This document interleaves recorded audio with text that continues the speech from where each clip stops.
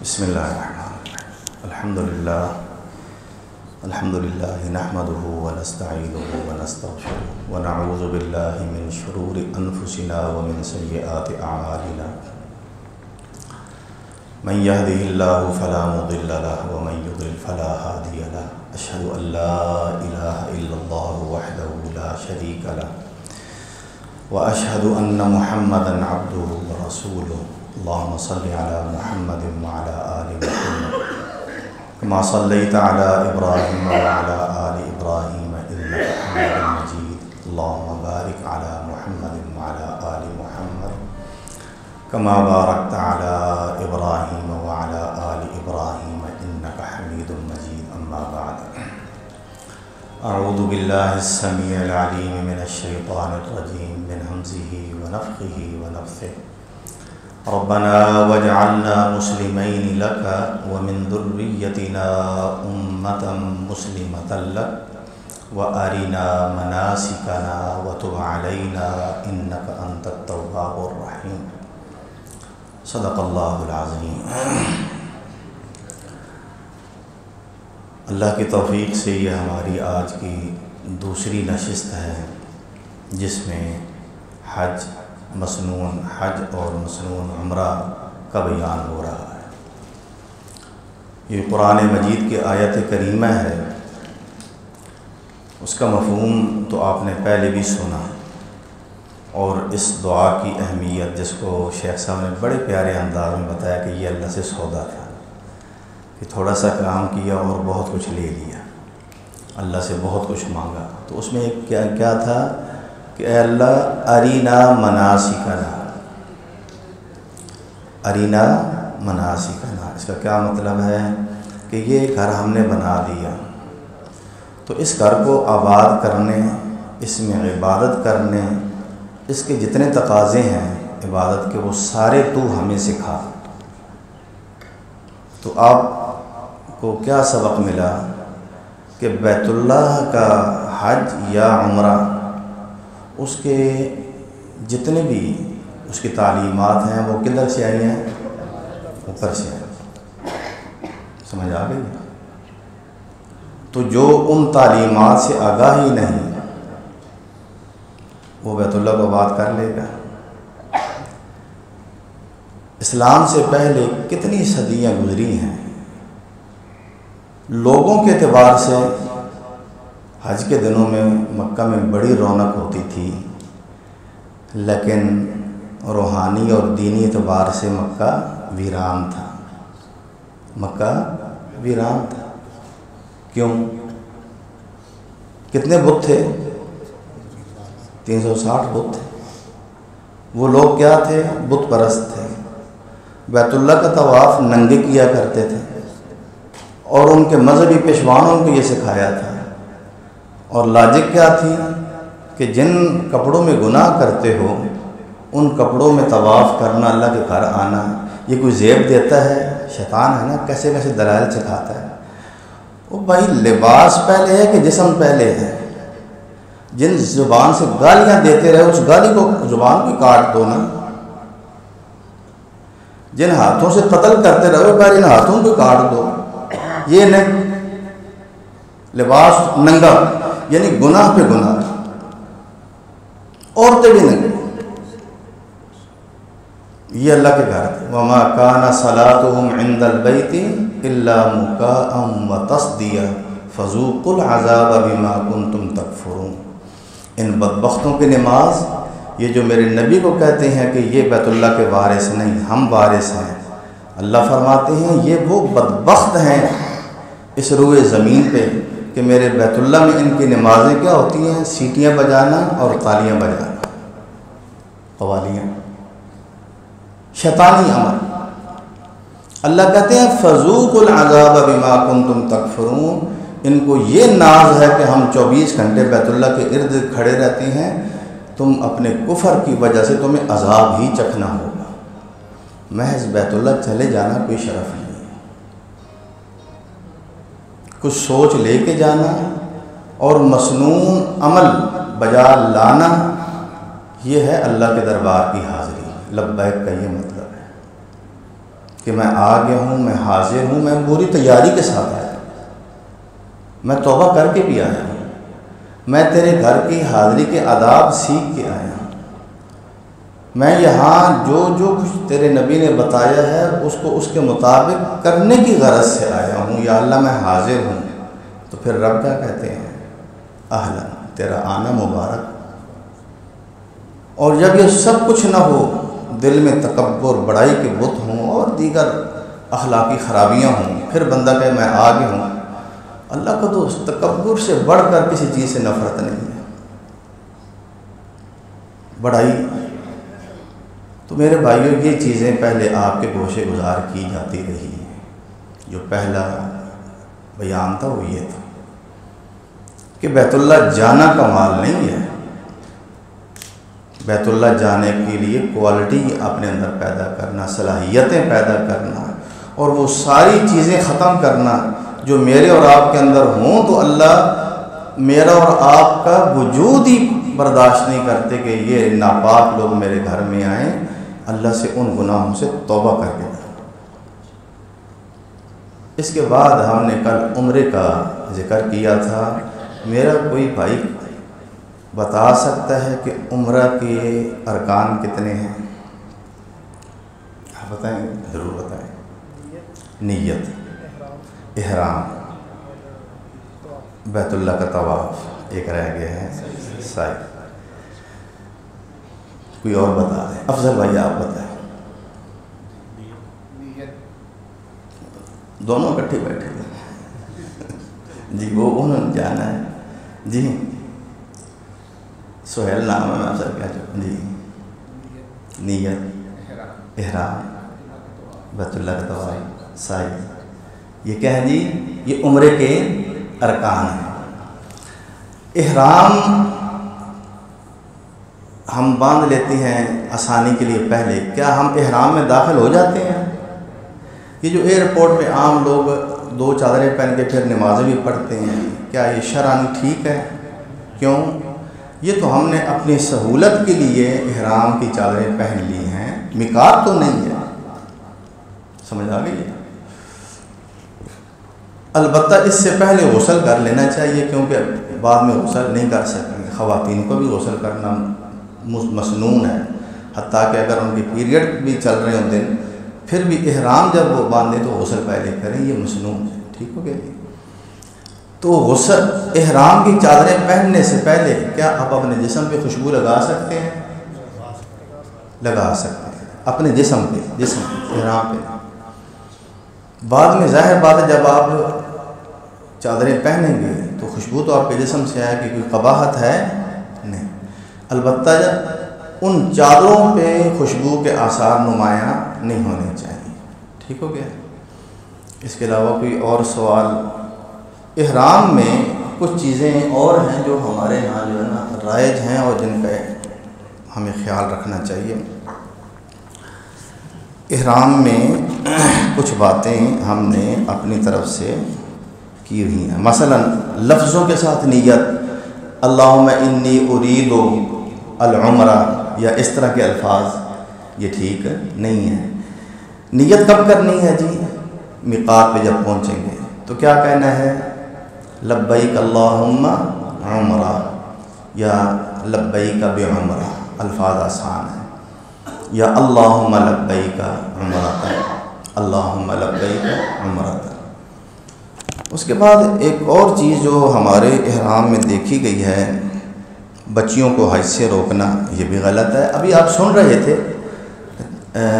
استطاعت کے حوالے سے، ایک بہت غلط کانسیپٹ ہے۔ حاجی صاحب، بھائی صاحب آپ حج کرنے کیوں نہیں جاتے؟ ماشاءاللہ آپ کا کاروبار بھی اچھا چل رہا ہے، اللہ نے بہت کچھ دیا ہوا ہے۔ جی ابھی میری کچھ ذمہ داریاں ہیں۔ کیا ذمہ داریاں؟ بچیوں کی شادیاں کرنی ہیں۔ سنتے ہیں کہ نہیں آپ؟ بچیوں کی شادیاں، بچوں کی شادیاں، یہ صاحب حج پہ نہیں جا رہے۔ اور آپ گرمیوں کے سیزن میں پوچھیں کہ سیٹھ صاحب کہاں ہیں، کہتے ہیں پوری فیملی کو ماشاءاللہ امریکہ لے کے گئے ہوئے ہیں، ہے کہ نہیں؟ پوری فیملی کو امریکہ پھرانے لے کے گئے ہوئے ہیں، اور جب کہا جاتا ہے آپ پہ حج فرض ہے نہیں ابھی نہیں کرنا. تو یہ ان کو کون سکھا رہا ہے؟ شیطان، کہ یہ بھائی حج نہ کرے، یہ اللہ کے دربار میں نہ جائے. اور آپ نے سنا ہے کہ اللہ کی توفیق کتنے لوگوں کو میسر ہوتی ہے مالی طور پہ، پیسے ہوتے ہیں، دبئی کی سیریں ہو رہی ہیں، باہر کے ملکوں کی فیملیوں سمیت سیریں ہو رہی ہیں، 2 مہینے رہ کے آ رہے ہیں اور بیت اللہ نہیں. اس کا مطلب یہ ہے کہ میرے رب نے ان کو بلایا ہی نہیں ہے، میرا رب چاہ ہی نہیں رہا کہ یہ میرے پاس ہے. ان کو اپنے گریبان میں جھانکنا چاہیے، رونا چاہیے، مولا تو نے مجھے دھتکار دی ہے، میں ادھر ادھر کھا رہا ہوں اور تیرے دربار میں نہیں آ رہا. تو حج کی استطاعت یا بچیوں کو ساتھ لے جانا یہ تو بہت بڑے شرف کی بات ہے. عورتوں کا بغیر محرم کے اپنی رشتہ دار عورتوں کے ساتھ سفر کرنا یہ بھی ہے کہ نہیں ہمارے معاشرے میں. اور یہ فتویٰ کون دیتے ہیں؟ ایجنٹ مفتی صاحبان. اپنے گاہک بڑھانے کے لیے جہیز ہے جی.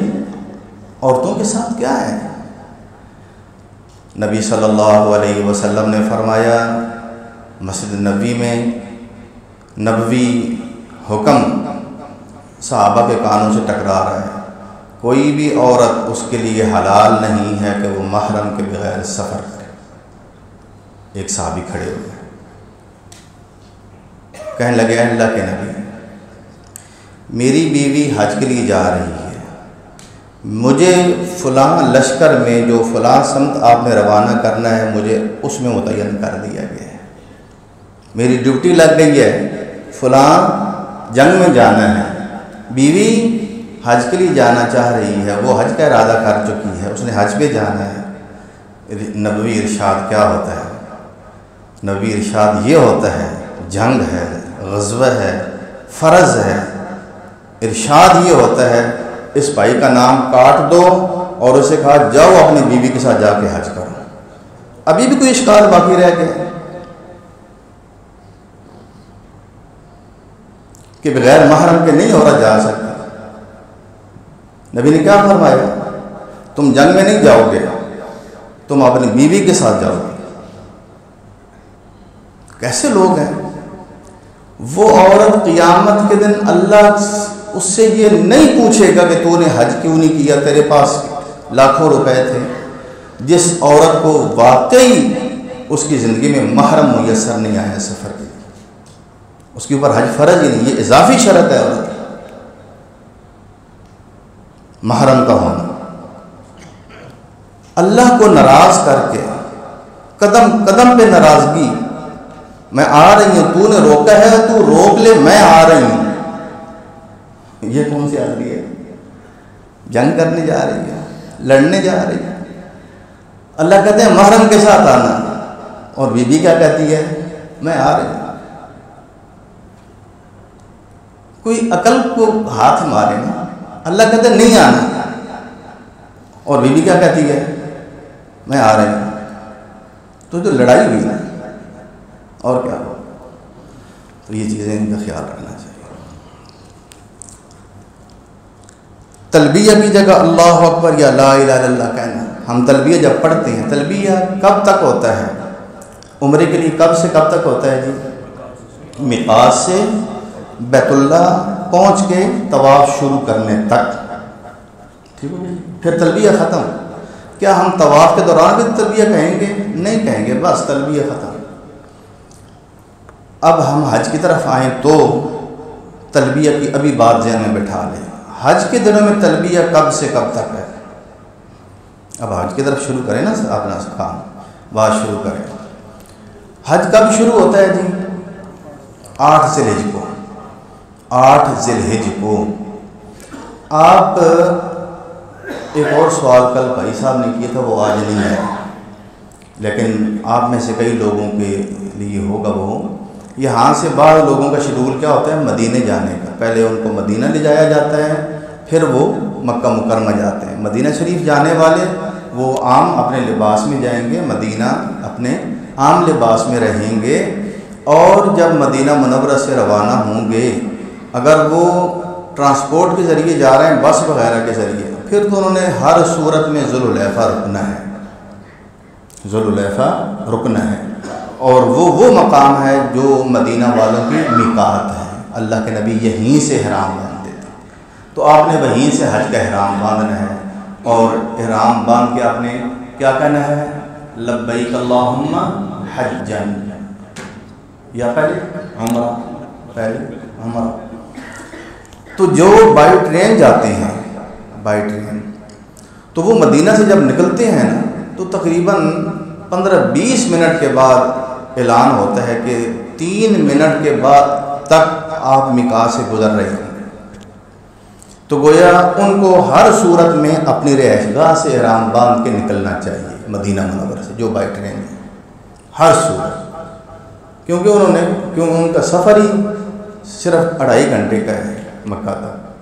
تو انہوں نے مدینہ سے نکلتی ہی، جیسے ذوالحلیفہ قریب ہے مدینہ سے بھی، وہ 2-3 یا 10 منٹ کے بعد تقریباً وہ میقات کے قریب پہنچ جاتے ہیں۔ تو لہٰذا وہ بالکل پہلے سے تیار ہوں، اور اس میقات کا جب اناؤنس ہو تو وہیں سے آپ لبیک شروع کر دیں تلبیہ، اور اس طرح تلبیہ کہتے ہوئے آپ اللہ کے گھر پہنچیں۔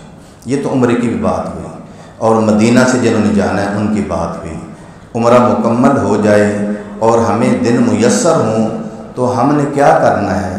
اللہ کی زیادہ سے زیادہ عبادت کرنی ہے، قرآن مجید کے اس حکم کو سامنے رکھنا ہے۔ وَعَهِدْنَا إِلَىٰ إِبْرَاهِيمَ وَإِسْمَاعِيلَ أَن طَهِّرَا بَيْتِيَ لِلطَّائِفِينَ وَالْعَاكِفِينَ وَالرُّكَّعِ السُّجُودِ۔ جب بیت اللہ بنا لیا میرے خلیل نے اور میرے ذبیح نے، تو ہم نے ان دونوں اپنے پیارے بندوں کو کہا میرے گھر کو صاف رکھنا ہے طواف کرنے والوں کے لیے۔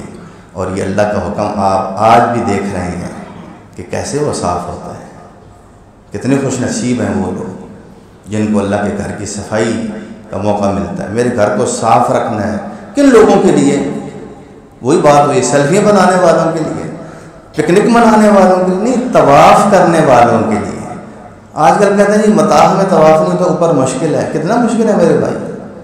چلنے کو آپ چلنا شروع کریں، کسی شوق کا کوئی سفر ہو تو آپ 2-2 گھنٹے سفر کر کے کہیں چلے جاتے ہیں پیدل جی، اور وہاں شیطان یہ کہتا ہے مشکل ہے۔ اوپر طواف دوسرے فلور پہ یا چھت پہ، صرف اور صرف آپ آرام سے چلتے رہیں، 45 منٹ میں طواف ہو جاتا ہے۔ شہزاد صاحب 45 منٹ میں آپ کے 7 چکر پورے ہو جاتے ہیں، اور آپ کو پتہ ہے کہ اس چکر کا کتنا ثواب ہے، آپ رب کے کتنے قریب ہو رہے ہیں۔ تو طواف زیادہ سے زیادہ کرنا ہے، وہ کبھی بھی آپ کو کہیں اور نصیب نہیں ہوگا۔ جب واپس آئیں گے تو پھر آپ کو پتہ چلے گا کہ میں نے بیت اللہ کا طواف نہ کر کے کتنا وقت ضائع کیا ہے، کتنے سنہری موقع ضائع کیے۔ تو دوسرا رکوع سجدہ، کیا مطلب؟ نوافل۔ آپ کو پتہ ہے کہ وہاں ایک نماز کا ثواب کتنا ہے؟ 1 لاکھ کے برابر۔ ایک فرض پڑھا آپ نے، فرض نماز پڑھی، 1,00,000 فرض نمازیں آپ کے نامہ اعمال میں لکھی گئی۔ تو اگر ایک نفل پڑھا تو 1,00,000 نوافل کا ثواب تو آپ کے نامہ اعمال میں لکھا گیا۔ تو کیوں آپ نوافل میں؟ پھر اتنی وسعت فرمایا کہ میرے بندوں کو، اللہ کے نبی نے فرمایا اے بنی عبد مناف، تم نے یہاں آنے والوں کو کسی کو بھی نہیں روکنا، 24 گھنٹے، رات دن کی 24 گھڑیاں، کوئی بھی ٹائم ہو، طواف کرنے آئے، نماز پڑھنے آئے، کسی کو نہیں روکنا۔ یہاں کوئی ممانعت نہیں ہے نماز میں، نمازیں پڑھیں، عصر کے بعد نفل پڑھیں، کوئی ممانعت نہیں ہے، بالکل کوئی ممانعت نہیں۔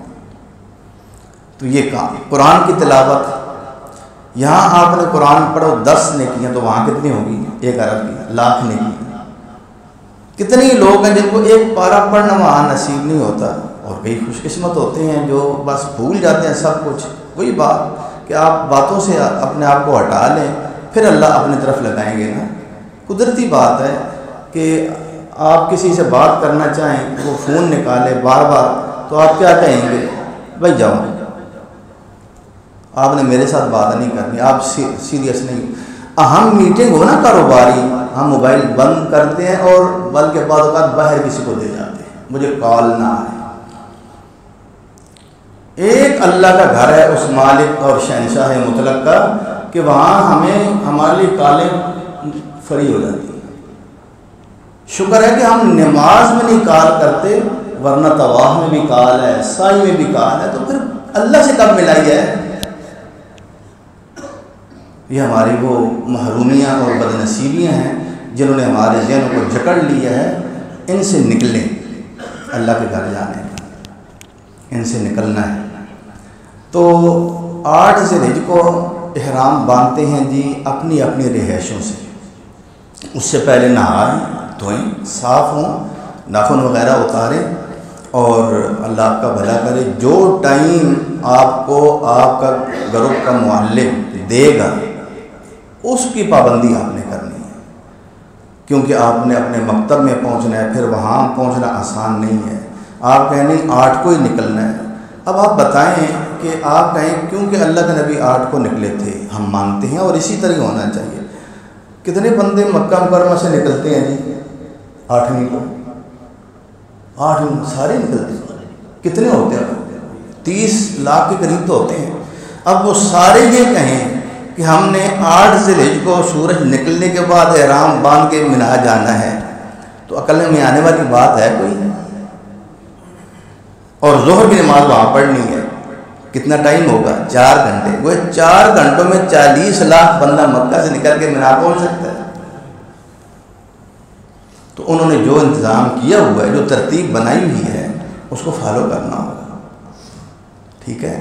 جب ایک معاملہ تنگ ہو جائے نا، شریعت کا اصول ہے، تو اللہ اس میں آسانی وسیع کر دیتا، سمجھ آ گئی؟ تو آپ یہ نہیں سمجھیں گے کہ 7 کا، بلکہ آپ یہ سمجھیں گے کہ ہم نے 8 کی ہی تعمیل کی ہے، لیکن انتظامی مجبوری کی وجہ سے ہم وہاں جا رہے ہیں، ہم وہاں پہنچے۔ تو وہاں پھر آپ نے 8ویں جو دن گزارنا ہے، نمازیں اگر ہماری کثر ہو گئی ہیں، نمازیں اللہ نے تعداد کم کر دی ہے رکعتوں کی، تو اس کا مطلب پھر یہ شاید ہم سمجھ جائیں کہ اگر 4 رکعتیں نہیں 2 رکعتیں تو اس کا مطلب بالکل ہی فری ہیں۔ اس کا یہ مطلب نہیں، اس کا یہ مطلب ہے کہ گویا ہم نوافل زیادہ سے زیادہ پڑھیں، ذکر زیادہ سے زیادہ کریں۔ کل ہماری حاضری بڑی اہم ہے، کل وہ دن ہمیں نصیب ہونے والا ہے، اس جگہ میں کھڑا ہونا ہمیں نصیب ہونے والا ہے کہ اللہ آسمان دنیا پہ دن کو نازل ہو کے ہمارے جیسے گنہگاروں کے وجہ سے اپنے فرشتوں پہ فخر کریں گے، ہمارے جیسے گنہگار ہم سے آکاروں کو لبیک اللہم حجہ، لبیک اللہم حجہ وہ کرنی ہے۔ پھر تلبیہ پڑھتے رہنا ہے، تلبیہ پڑھتے رہنا ہے۔ تو یہ تلبیہ کتنے دن جاری رہے گا؟ 8 ذی الحجہ کو تلبیہ شروع ہوا ہے، پڑھ رہی ہے۔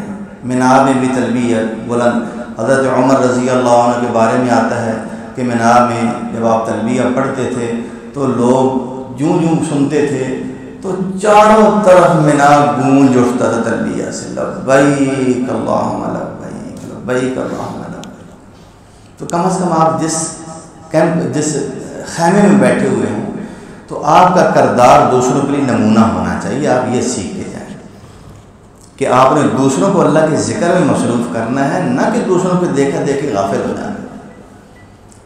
تلبیہ پڑھنا ہے، لبیک اللہم لبیک۔ آپ کو پتہ ہے کہ یہ سفر کیسا ہے؟ یہ شوق و ذوق کا اور محبت کا سفر کہ اللہ نے کہا یہاں مکہ سے نکلو احرام باندھ کے، اور ہمیں باہر نکال دیا، کہا مینا میں رات گزارو، پھر کہا آج عرفات میں جاؤ۔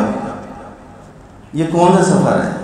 یہ محبت کا سفر ہے، یہ اللہ کے ساتھ تعلق کا سفر ہے۔ اللہ کو یہ ہماری یہ کیفیت یہ اتنی پیاری لگ رہی ہے کہ روئے زمین پہ اس سے افضل و افضل کوئی عمل نہیں ہے، ان لوگوں سے افضل کوئی لوگ نہیں ہے جن کو اللہ نے بلایا، انہوں نے لبیک کہتے ہوئے وہ پہنچ گئے۔ اللہ نے بلایا، وہ لبیک کہتے پہنچ گئے۔ اللہ نے کہا آج یہاں سے احرام باندھ کے مینا پہنچو، لبیک لبیک کہتے ہوئے مینا پہنچ گئے۔ پھر اللہ نے کہا یہاں سے اب تم نکلو عرفات میں پہنچو، لبیک لبیک پڑھتے ہوئے عرفات پہنچ گئے۔ نمازیں 2 پڑھ رہے ہو تو پھر باقی کیا کرنا ہے؟ ذکر کرنا ہے، اللہ سے ایسا تعلق کہ اللہ مالک الملک نے گویا یہ بتایا ہے کہ مجھے تم نے یاد کیسے کرنا ہے۔ جب میں کہوں 4 رکعتیں پڑھنی ہیں تو تم نے 4 پڑھنی ہے، جب میں کہوں 2 پڑھنی ہے تو تم نے 2 پڑھنی ہے۔ اصل بندگی ماننا ہے، وہاں عقل کے گھوڑے نہیں دوڑانے، یہی اصل بندگی ہے۔ یوں کرنا ہے بس یہی عبادت بنی، یوں کرنا ہے یہی عبادت بنی۔ تو آج یہ عبادت بنی ہے، لبیک اللہم لبیک۔ 9 ذوالحجہ کو آپ یہاں بھی دیکھتے ہیں، پورے روئے زمین پہ جہاں مسلمان ہیں 9 ذوالحجہ کو تکبیریں شروع ہو جاتی ہیں کہ نہیں ہو جاتی؟ تو وہاں بھی 9 ذوالحجہ کو آپ احرام کی حالت میں آپ تلبیہ پڑھ رہے ہیں، لیکن ساتھ ساتھ آپ نے تکبیریں بھی پڑھنی ہے۔ وہ کون سی ہیں جی؟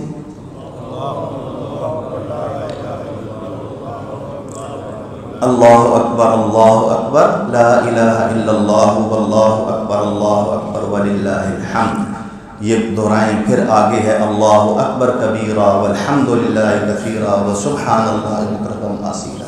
صحابہ بیان کرتے ہیں جب ہم منا سے 9 ذوالحجہ کی صبح سورج نکلنے کے بعد روانہ ہوئے عرفہ کی طرف، تو راستے میں بعض لوگ تلبیہ پڑھ رہے ہیں، بعض تکبیریں پڑھ رہے ہیں، یہ دونوں سنتے عمل جاری ہے، تلبیہ بھی اور تکبیریں بھی۔ کیوں؟ 9 ذوالحجہ شروع ہو گئے، یہ تکبیروں کے بھی دن ہیں، تو تلبیہ بھی ساتھ ساتھ چلے گا۔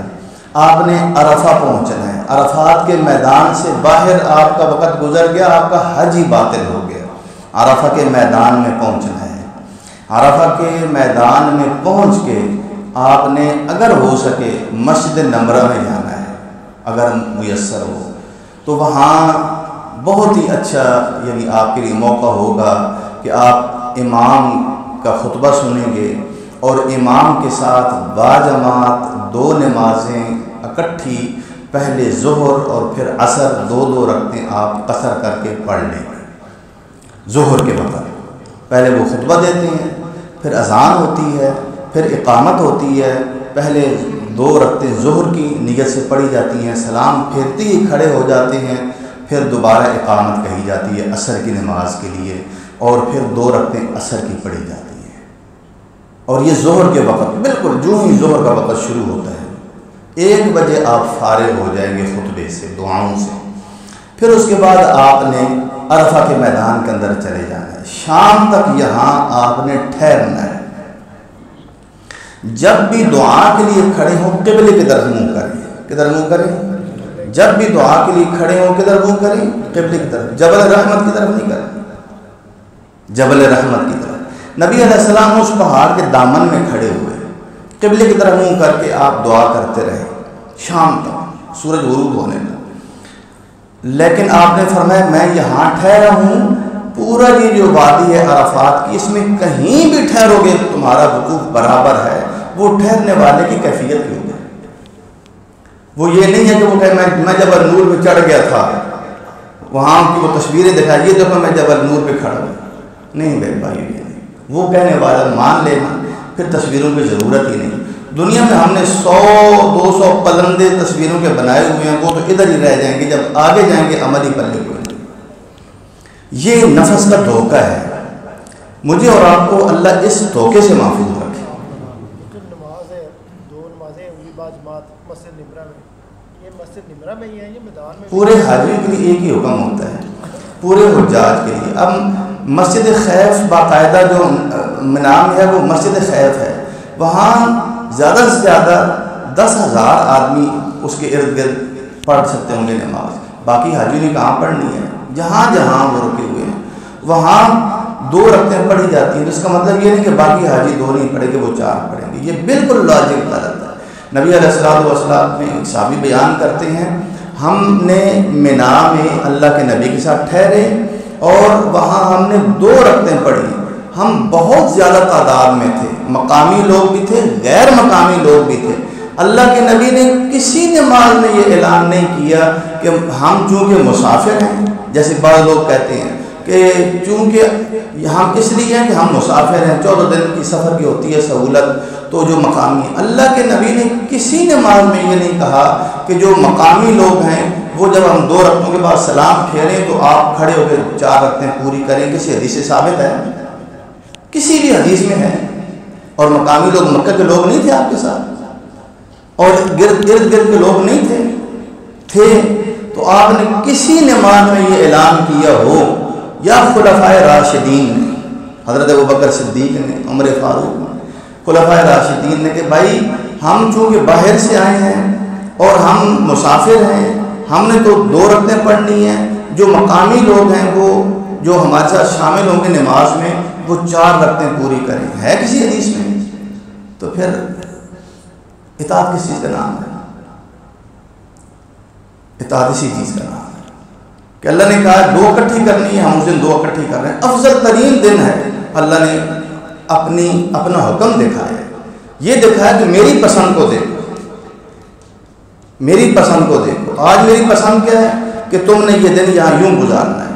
اس کے بعد میرے بھائیوں شام تک یہ جو 9 ذی الحجہ ہے زیادہ سے زیادہ ذکر کریں, قرآن کی تلاوت کریں, اور آپ یاد رکھیں کہ اس دن اللہ تعالیٰ جہنم سے بے شمار لوگوں کو رہائی دیتے ہیں, لیکن وہ خوش نصیب ہوتے ہیں جن کے لیے آپ دعا کرتے ہیں. اللہ آپ کی دعا قبول کر کے, آپ کے ماں باپ ہوں, آپ کے دیگر رشتہ دار ہوں, کوئی بھی مسلمان ہو, آپ کی دعا قبول کر کے اللہ اس کو بھی بخش دیتے ہیں. تو آپ کی اپنی کتنی اہمیت, یہ ذرا سوچیں. لیکن دعا کی کیفیت تعریف ہو تو پھر ہی تو وہ دعا بنتی ہے. دعا کس کی ہوتی ہے؟ اللہ کے نبی نے فرمایا اللہ وہ انسان جس کا دل غافل ہو, جس کا دل دعا کی طرف نہ ہو, یہ نہ ہو کہ میں اللہ سے مانگ رہا ہوں, اللہ اس کی دعا نہیں قبول کرتی. یعنی میں مانگ رہا ہوں لیکن میرا دل اور کچھ سوچ رہا ہے, میں زبانی پڑھ رہا ہوں ربنا آتنا فی الدنیا حسنہ, ایسے پڑھ رہا ہوں, دل میں یہ سوچ رہا ہوں اوپر کیا ہو رہا ہے, گھر میں کیا ہو رہا ہے, باہر کیا ہو رہا ہے, تو میری دعا اللہ قبول نہیں کرے گی. اللہ کہتے ہیں میری طرف متوجہ ہو کے محتاجی ظاہر کر,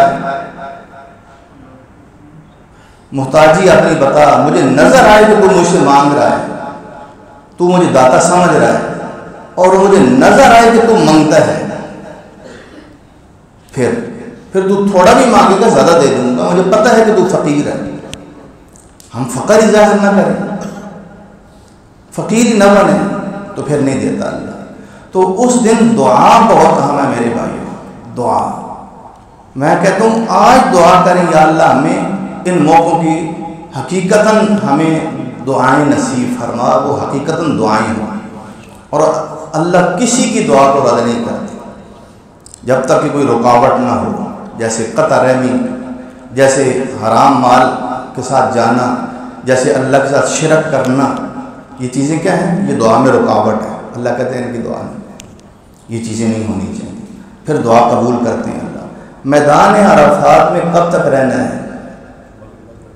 مغرب تک رہنا ہے, غروب آفتاب تک رہنا ہے. جو بندہ وہاں ٹھہرا اور غروب آفتاب سے پہلے میدان عرفات سے نکل گیا, یا تو وہ واپس آ جائے اور غروب تک رہے, نہیں وہ پہلے نکل گیا, اس کے ذمے غروب آفتاب تک رہنا واجب تھا.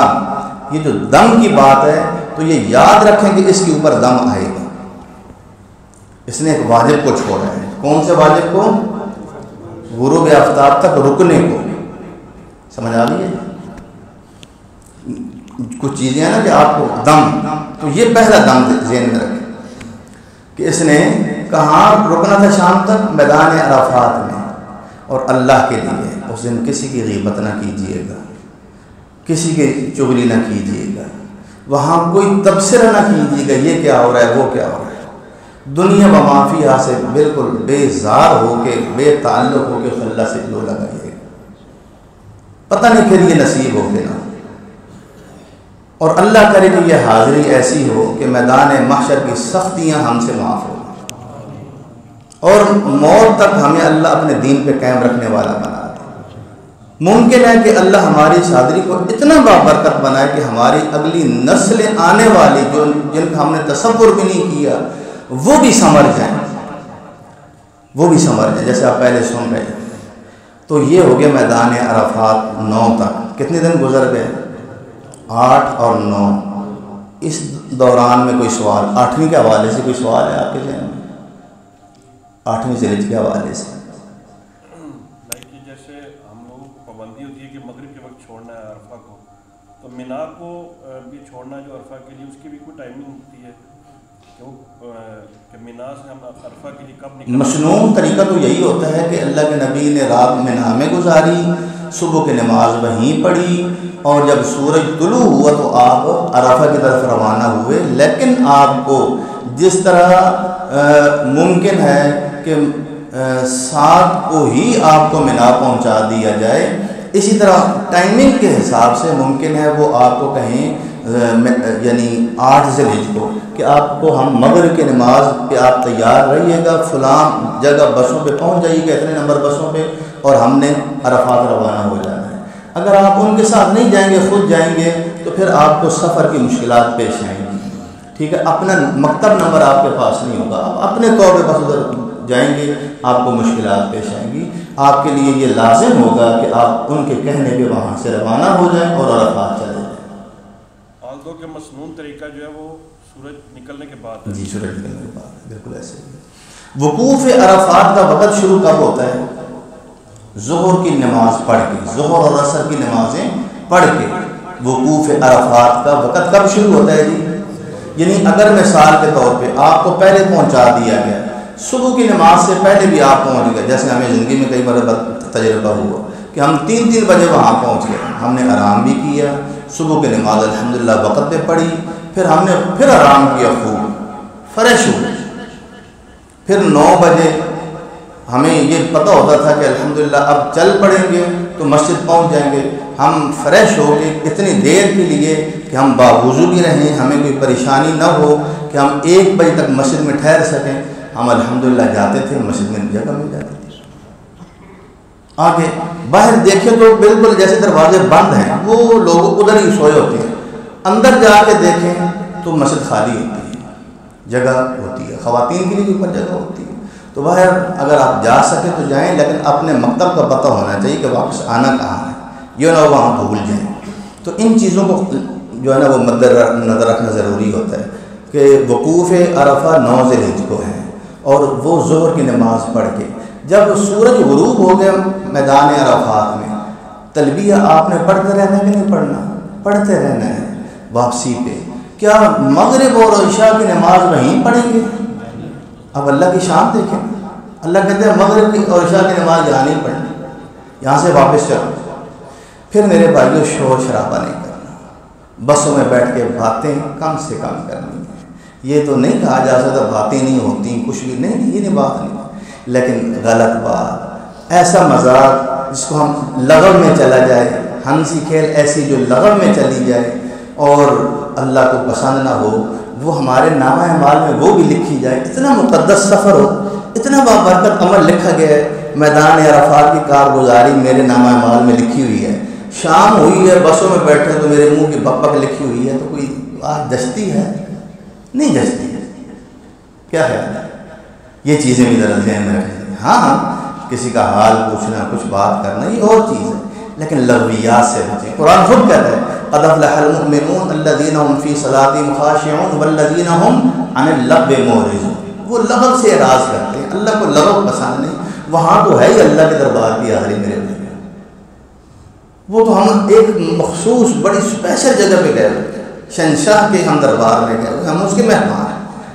مہمان اپنے جگہ کا بھی خیال رکھتا ہے کہ میرا میزبان کون ہے، کیا خیال ہے، اس حساب سے وہ اپنے آپ کو ڈھال لیتا ہے، تو وہ اس سے بڑھ کر خوش قسمت ہوگا جس کو اللہ نے اپنا مہمان بنایا۔ تو اس لیے پھر ہماری واپسی ہمیں مزدلفہ میں اتارتے ہیں، مزدلفہ کا کھلا میدان ہے مزدلفہ، یہاں رات کو ٹھہرنا یہ فرض ہے، ضروری ہے۔ بعض نے حج کے ارکان جن کے بغیر حج نہیں ہوتا ان کو جو شمار کیا اس میں اس کو بھی شمار کیا۔ اب ذرا انگلیوں پہ حج کے ارکان شمار کریں جن کے بغیر حج نہیں ہوتا، 5 میں بتاؤں گا آپ کو۔ نیت، یہ آپ نے کب کی؟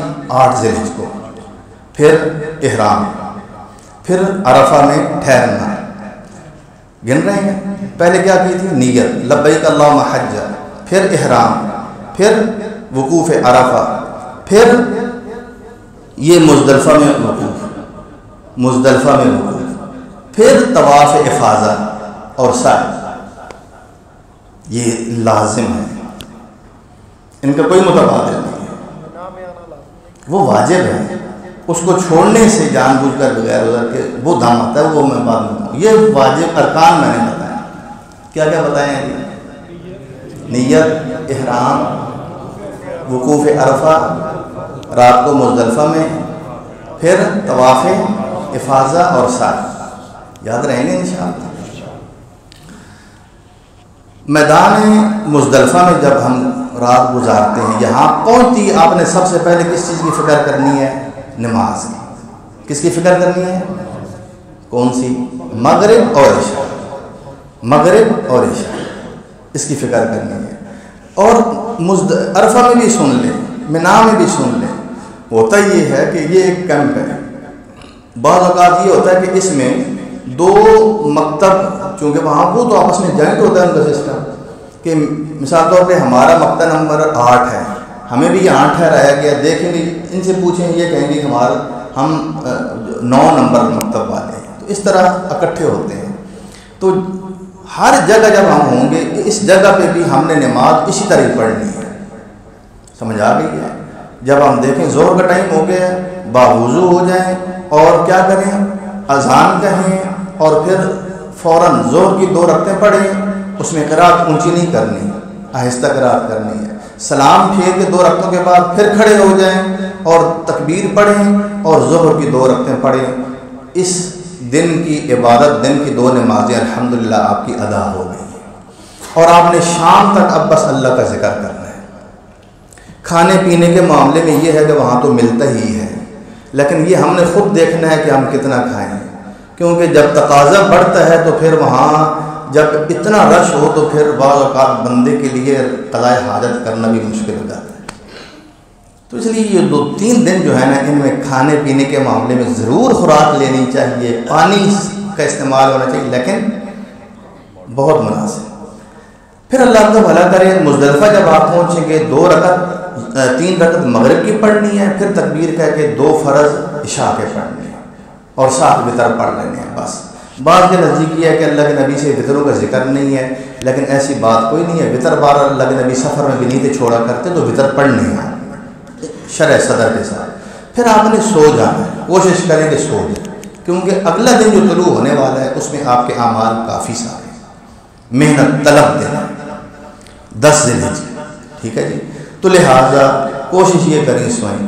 حضرت صاحب فرما رہے تھے نا کہ کوئی مصلی وغیرہ چٹائی ہوتی ہے گروپ میں، ایک چٹائی اگر پاس ہو، وہ جو تکیہ ہوتا ہے جس میں ہوا وغیرہ بھری جاتی ہے، تو یہ چیزیں پاس ہوں. ایک چادر اضافی ہو کہ اگر موسم کی تھوڑی بہت سختی ہو تو بندہ کم از کم اپنے آپ کو کور کر سکے. اتنا سامان آپ کے ساتھ ہونا چاہیے، اضافی نہیں، اس سے زیادہ نہیں ہونا چاہیے. اپنی دوائیاں اتنی وہاں سے لیں اپنی رہائش گاہ سے جو ان 2-3 دنوں کے لیے کافی ہوں. سارا سٹاپ نہ اٹھا لیں، خدا نخواستہ یہ آگے پیچھے ہو جائے تو ساری دوائیں آگے پیچھے. ایسا نہ ہو. جو ضروری کاغذات ہیں وہ پیچھے سفر اپنے سامان میں ہونے چاہیے. ہاں البتہ جو آپ کی شناخت ہے، جس سے آپ کا مکمل آپ کا پورا ڈاٹا آپ کے پاس ہو، وہ چیزیں وہ کبھی بھی اپنے آپ سے جدا نہ کریں. جیسے موسیٰ بھائی بتا رہے تھے، آپ یہ رات سو کے گزارنی ہے. یہ بھی فکر نہ کریں کہ رات کو اٹھ کے تہجد پڑھیں، اللہ کے نبی نے بھی نہیں پڑھی. رخصت صبح سویرے اٹھنے کی کوشش کریں اور وضو کریں اور اذان ہو، نمازیں پڑھیں. جہاں آپ موجود ہیں وہاں آپ اذان کہیں قبلہ رو ہو کے 2 سنتے پڑھیں اور 2 فرض پڑھیں. پھر آپ نے کیا کرنا ہے؟ یہ بھی وقوف کی جگہ ہے. وقوف کی کتنی جگہ ہیں؟ زیادہ جگہ ہیں. اب میں آپ کو بتا دوں، ذہن میں رکھنا. جہاں دعائیں قبول ہوتی ہیں، دعاؤں کے لیے کھڑا ہوا جاتا ہے، دعاؤں کے لیے کھڑا ہوا جاتا ہے. صفا مروہ کل آپ نے سنا تھا، یہ وقوف کی جگہ. جتنی دیر کھڑے ہوں دعا کریں. کہا یہاں دعا کرو، ورنہ تو یہ ہوتا کہ صفا جاؤ اور سائی شروع کر دو. ایسا تو نہیں ہے نا. وہاں کھڑے ہو کے قبلے کی طرف دعا کرو، ہے کہ نہیں؟ ایک یہ وقوف ہے. ایک وقوف عرفہ ہے، کھڑے ہو کے دعا کرو. ایک وقوف مزدلفہ ہے. وقوف مزدلفہ، فاذکر فاذا افضتم من عرفات فاذکروا اللہ عند المشعر الحرام. یہ مشعر حرام مزدلفہ میں ایک پہاڑ کا نام تھا. اللہ کے نبی وہاں ٹھہرے، اب وہاں مسجد بن گئی ہے۔ اللہ کے نبی نے فرمایا صلی اللہ علیہ وسلم میں یہاں رکا ہوں، لیکن یہ مزدلفہ سارے کا سارا رکنے کی جگہ ہے۔ آپ کو پتہ تھا میری امت بڑھ جائے گی، یہ پورا مزدلفہ موقف ہے، جہاں نماز پڑھی ہے وہاں کھڑے ہو کے قبلہ رو ہو کے دعا کریں۔ کیوں؟ یہ آپ کو اللہ موقع دے رہے ہیں، یہ سنہری موقع ہے، یہ سنہری موقع ہے، یہ گنوا نہ دینا، یہ پھر نہیں ملیں گے۔ میں اور آپ کہیں یہاں ہم کہیں وقوف کریں، نہیں، یہ وہ وقوف نہیں ہوگا جو وہاں ہے۔ وہاں اب جا کے آپ وقوف کریں، اس وقوف کی کوئی حیثیت نہیں، یہ انہی گھڑیوں کی بس، یہ وہی دن ہے اور وہی گھڑی ہیں اور وہی کیفیت ہے انہی لوگوں کے لیے جو حج کی نیت سے گئے، جن کو رب نے بلایا ہے۔ ورنہ اب بھی میدان عرفات موجود ہے کہ نہیں؟ آپ ویسے جب عمرے پہ جاتے ہیں تو وزٹ پہ جاتے ہیں کہ نہیں؟ تو آپ اس نیت سے وقوف کریں گے جہاں دعا کریں، سنت ہے، بدعت ہے، اللہ قبول ہی نہیں کریں گے، پورا سال وہ خالی ہے۔ لیکن ایک دن وہ ایسا آباد ہوتا ہے کہ وہ دن سال کے سارے دنوں میں بھاری ہے۔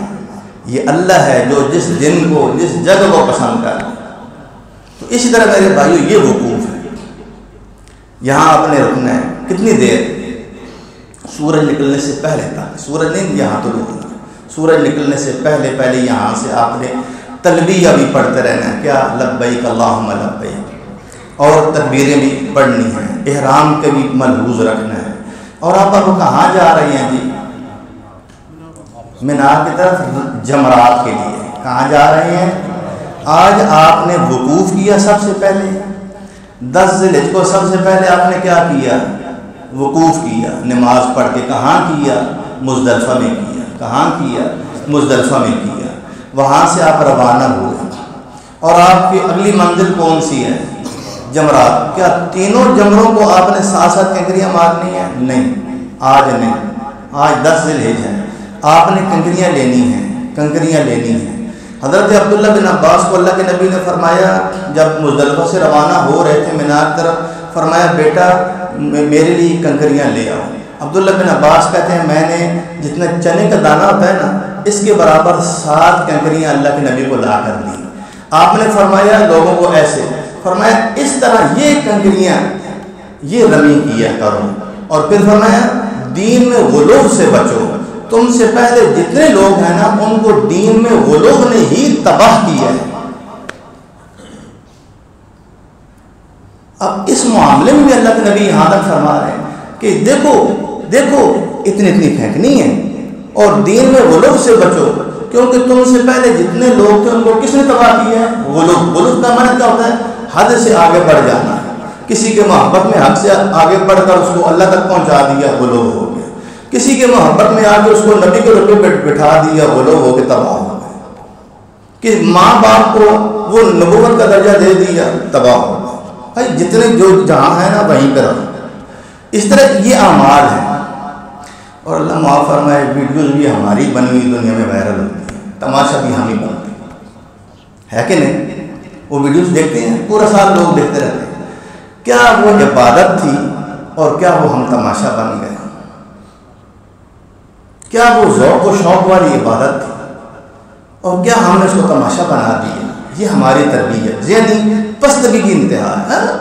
آدمی بھاگتے بھاگتے پیچھے سے آ رہا ہے اور آگے کھڑے ہو کے زور سے مار کے ساتھ گالی دیتا ہے، انا للہ و انا الیہ راجعون۔ نبی علیہ الصلوۃ والسلام نے فرمایا لوگوں، یہ بھی حدیث ذہن میں رکھو، انما جعل الطواف بالبیت والسعی بین الصفا والمروہ ورمی الجمار لاقامت ذکر اللہ۔ لوگوں یہ جو اللہ نے بیت اللہ کا طواف مقرر کیا ہے، یہ جو صفا مروہ کی سعی مقرر کی ہے، یہ جو جمرات اور کنکریاں ماری جاتی ہیں، یہ ہے اللہ کا ذکر قائم کرنے کے لیے، نہ کہ کسی کو گالی دینے کے لیے۔ یہ عبادت ہے، اور عبادت کا تماشا بھی بنا سکتا ہے، اللہ راضی ہوگی اس کے اوپر۔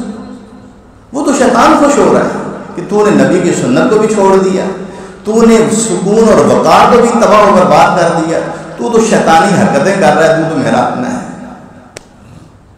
اور ہم کیا سمجھتے ہیں؟ ہم شیطان کو گالیاں دے کے اس کو ذلیل کر رہے ہیں۔ وہ کہتا ہے بہت شاباش شاباش، ایسا ہی کرو، بالکل ایسا ہی کرنا چاہیے۔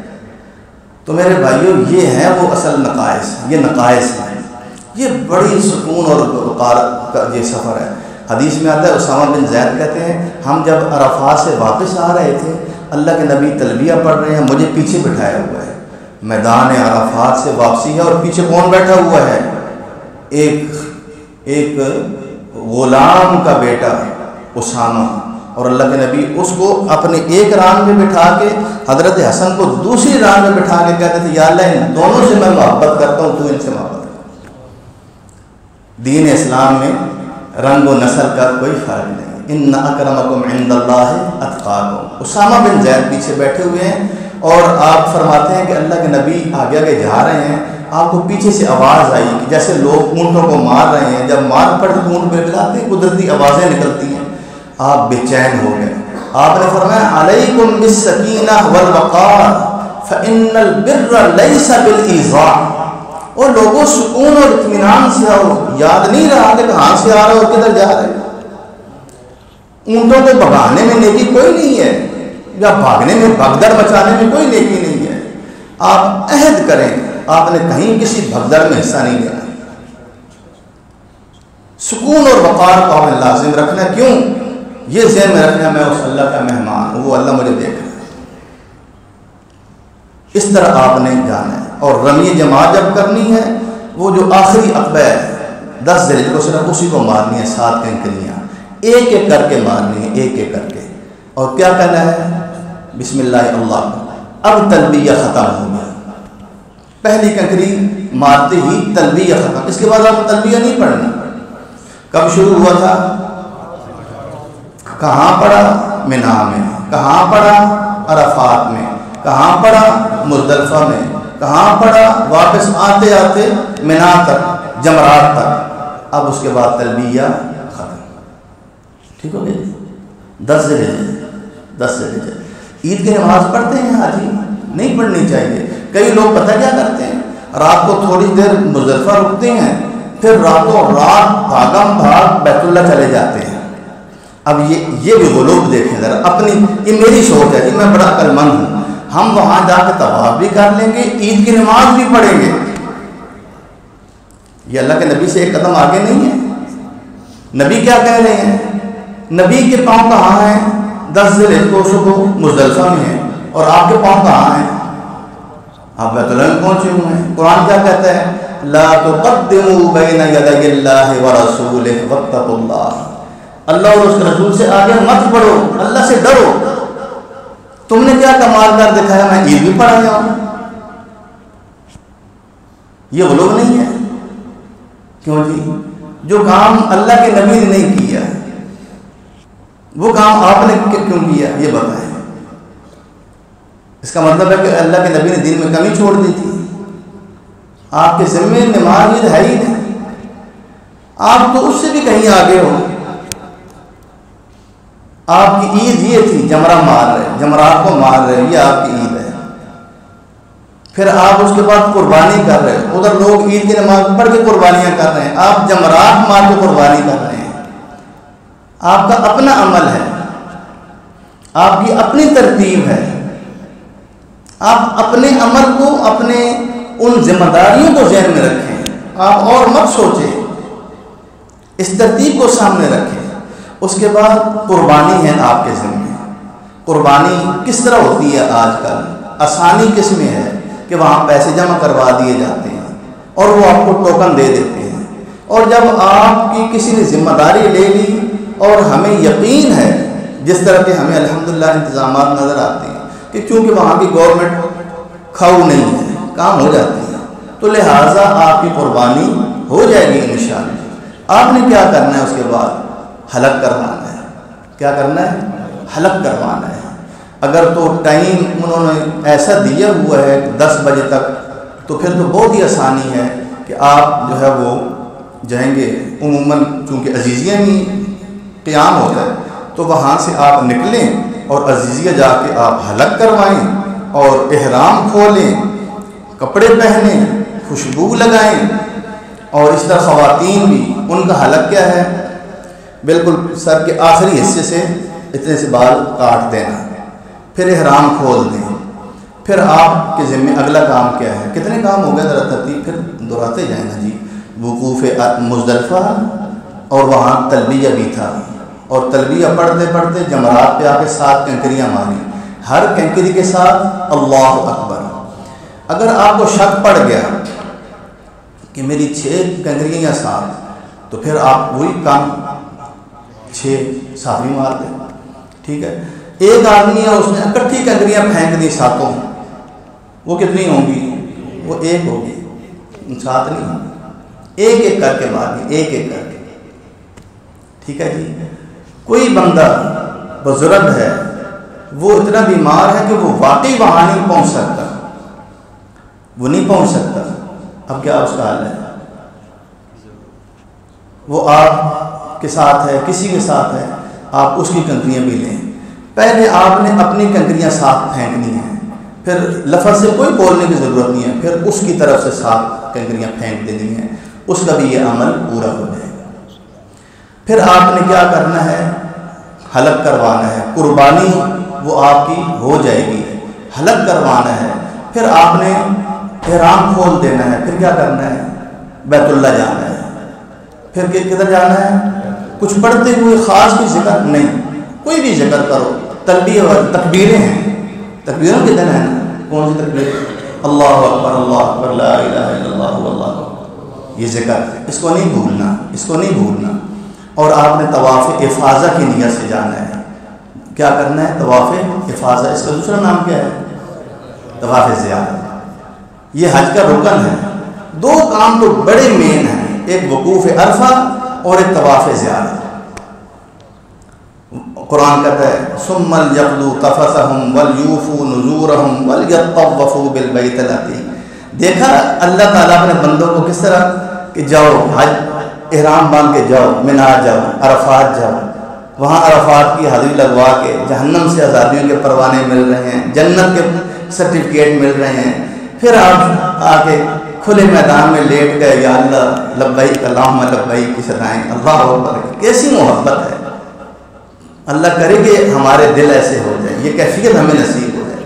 پھر بندہ وہاں سے چلتا ہے. سوچے تو صحیح کہ اللہ کس طرح راضی ہو جاتا ہے. اللہ نے ہمیں کوئی پرنٹی نہیں ڈالی, کتنا باوقار طریقہ ہے. بس اس اللہ کا نام لیتے جاؤ, تلبیہ پڑھتے جاؤ, پھر وہاں جا کے جمرات مارو, پھر آپ حجامت کرواؤ, اپنی حلق کرواؤ, پھر صاف ستھرے ہو جاؤ, بہترین کپڑے پہنو, خوشبوئیں لگاؤ, اور اللہ اکبر اللہ اکبر پڑھتے ہوئے جا کے اللہ کے گھر کا پھر طواف شروع کرو. اپنے ہوٹل میں جا کر سکتے ہیں ہوٹل کی, کیونکہ وہاں تو آپ کے لیے مشکل ہوگی نا جی. عزیزیہ میں جائیں گے, وہ جی ریسٹ کر سکتے ہیں, ریسٹ کر سکتے ہیں, ریسٹ کر سکتے ہیں.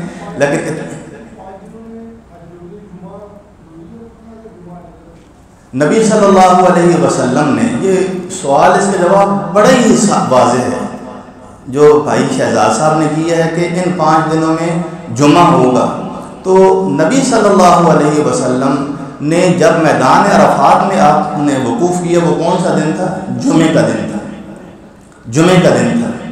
نبی صلی اللہ علیہ وسلم نے کیا کیا؟ خطبہ ارشاد فرمایا. پھر 2 خطبے نہیں, ایک ہی خطبہ. جمعے کے کتنے خطبے ہوتے ہیں؟ 2. یہ حج کا خطبہ تھا. پھر نبی صلی اللہ علیہ وسلم نے اذان کہلوائی, پھر 2 رکعتیں پڑھی, ان میں قرات آہستہ کی. اگر جمعے کی نماز ہوتی قرات اونچی کرتے, آپ نے قرات آہستہ کی. اور پھر عصر کی نماز, تو گویا جمعہ نہیں ہے. سمجھ آ گئی؟ تو اللہ آپ کا بھلا کرے. اس طرح آپ نے جو ہے وہ بیت اللہ کا طواف کرنا ہے. اس طواف میں کیا رمل ہے؟ اس طواف میں رمل نہیں ہے بھائیو, آرام سے طواف کریں. جو قربانی ہے, قربانی حلق پہلے ہوگی پھر حلق کروانا ہے. ترتیب تو یہی ہے, پہلے جیسے یہاں بھی ہوتا ہے, پہلے قربانی پھر حلق. ہو گئی ہے قربانی پھر حلق. میسج نہیں آتا, وہ آپ کو جو چٹ دیتے ہیں, ٹوکن دیتے ہیں, اس میں لکھا ہوتا ہے ٹائم کے بعد. یہ ضروری بھی نہیں ہے, ترتیب مستحب ہے.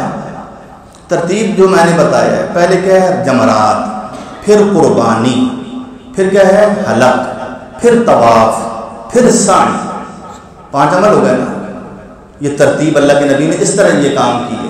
لیکن صحابی بیان کرتے ہیں اللہ کے نبی علیہ السلام مینا میں بیٹھے ہیں، واپس آ گئے، ایک آدمی کہتا ہے اللہ کے نبی حلقت قبل ان اذبح، قربانی سے پہلے میں نے حلق کروا دیا. فرمایا اذبح ولا حرج، اب ذبح کر لو کوئی حرج نہیں. کسی نے کہا میں نے حلق سے پہلے طواف کر لیا، فرمایا اب طواف کر لو، اب حلق کر لو، کوئی حرج نہیں. اور حدیث میں فما سئل رسول اللہ صلی اللہ علیہ وسلم یومئذ شیئا قدم ولا اخر الا قال افعل ولا حرج. اللہ کے نبی سے اس دن ان 5 کاموں میں سے جس کام کا بھی پوچھا گیا کہ کسی نے کہا میں نے پہلے یہ کر لیا، یہ بعد میں ہوا، فرمایا اب کر لو کوئی حرج نہیں، نہ تو پلنٹی نہ دم، کچھ بھی نہیں. بعض لوگ کہتے ہیں کہ یہ اللہ آپ کا بھلا کرے، اللہ کے نبی کے سکھانے کے لیے تھا. اگر سکھانے کے لیے ہوتا اللہ کے نبی یہ فرماتے یہ رخصت آج کی ہے، آج کے بعد جو یہ کرے گا اس کے اوپر دم ہوگا، ایسا کوئی بھی نہیں ہے. تو ہمیں سبق یہ ملتا ہے ہم نبی علیہ السلام کی ترتیب کو سنت سمجھتے ہوئے کریں گے، اضافی ثواب ملے گا.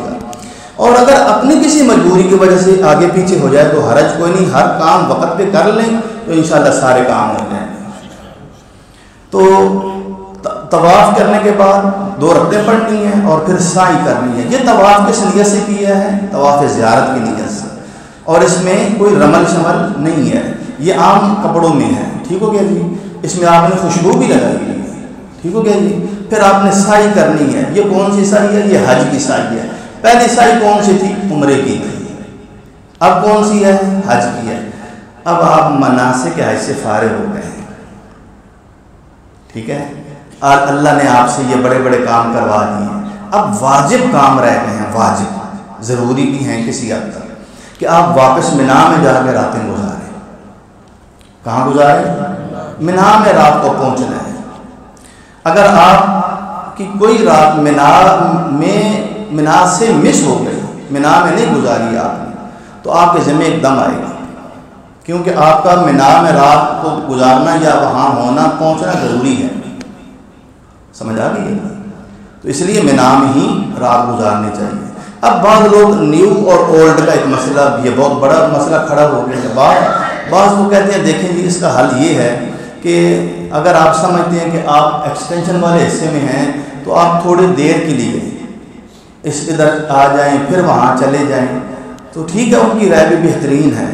لیکن جب بات پھر وہی ہے، اب یہ کتنے لوگ کریں گے؟ جب سارے لوگ کریں گے تو مینا میں آ جائیں گے. آپ کس کو یہ فتویٰ دیں گے؟ جو اولڈ میں ہیں وہ کچھ حصے کے لیے، جو نیو میں ہیں وہ اولڈ میں آئیں، تو کیا سیکورٹی اجازت دیتی ہے؟ وہ آ سکتے ہیں واپس؟ ناممکن ہے. آپ کھلے دل کے ساتھ وہاں رات گزاریں گے، سمجھتے ہوئے کہ ہم نے مینا میں ہی رات گزارنے کی نیت سے آئے ہیں. مینا میں اب جگہ نہیں تو فاتقوا اللہ ما استطعتم، اللہ سے ڈرو جتنی تمہارے اندر طاقت ہے. کیا یہ تمہارے بس میں ہے کہ تم خود اپنا انتظام مینا میں کر سکو؟ نہیں ہے تو پھر ادھر جاؤ. آپ مینا میں ہیں، جہاں آپ کو ٹھہرا دیا گیا ہے آپ ادھر ہی آپ کہا جائیں انشاءاللہ. تو آپ نے یہ راتیں مینا میں گزارنی ہے. جو پہلے دن 10 ذی کو کنکریاں مارنی ہیں اس کا وقت کب شروع ہوتا ہے؟ 10 ذی کو عید والا دن ہوتا ہے.